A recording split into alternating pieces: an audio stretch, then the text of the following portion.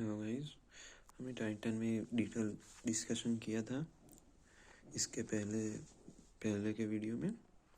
मैं आपको इस टाइम बताना चाहूँगा कि आपको हर एक स्टॉक को एटलीस्ट 5 इयर्स के पर्सपेक्टिव से ही देखना चाहिए, क्योंकि शॉर्ट टर्म में गवर्नमेंट का टैक्स भी ज़्यादा होता है और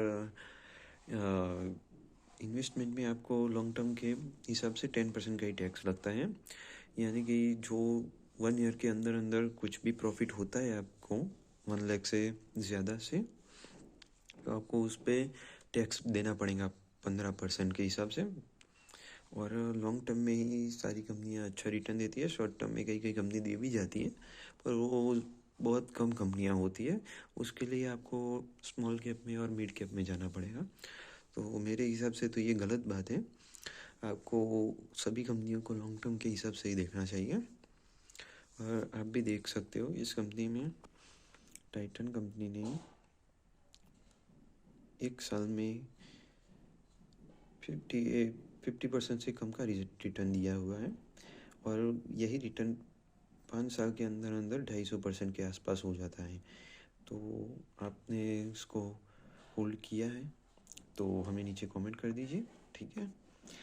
और लॉन्ग टर्म में ही सभी कंपनियां अच्छा बेनिफिट देती है, और उसमें ही आप उस कंपनी को जज कर सकते हो।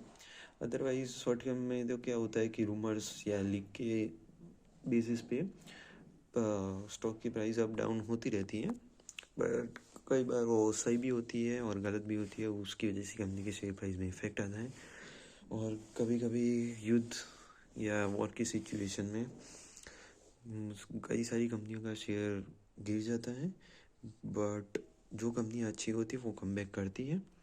जैसे कि इस कंपनी ने कोरोना के टाइम में आप देख सकते हो, यहाँ पे गिरी थी 950 तक आई थी ये कंपनी। सभी लोगों ने इसको सेल कर डाला, बाद में यही कंपनी 4000 के आसपास हो गई है अभी, ठीक है। इसका 52 वीक हाई भी आप देख सकते हो 3896, यानी कि मोटा मोटे 4000 के आसपास ही आ गई है ये कंपनी। शॉर्ट टर्म में अप डाउन होता रहता है, इसीलिए मैं चाहता हूँ कि आप लोग लॉन्ग टर्म में देखें किसी भी कंपनी को।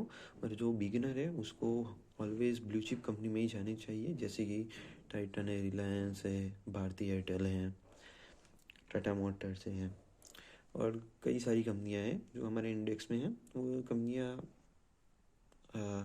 मिड कैप से ज़्यादा अच्छी होती है, क्योंकि उसमें स्लो रिटर्न आते हैं। बट वॉर की जैसी सिचुएशन हो वो कंपनियां धीरे धीरे कमबैक कर डालती है। और मिड कैप में तो क्या होता है कि कभी कभी कंपनी कमबैक कर भी देती है और नहीं भी करती है।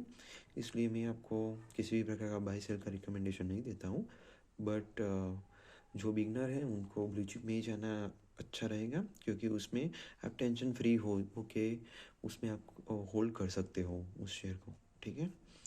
सो मिलते हैं इसके नेक्स्ट वीडियो में। हमारे चैनल को लाइक, शेयर और सब्सक्राइब कर दीजिए। Thank you guys.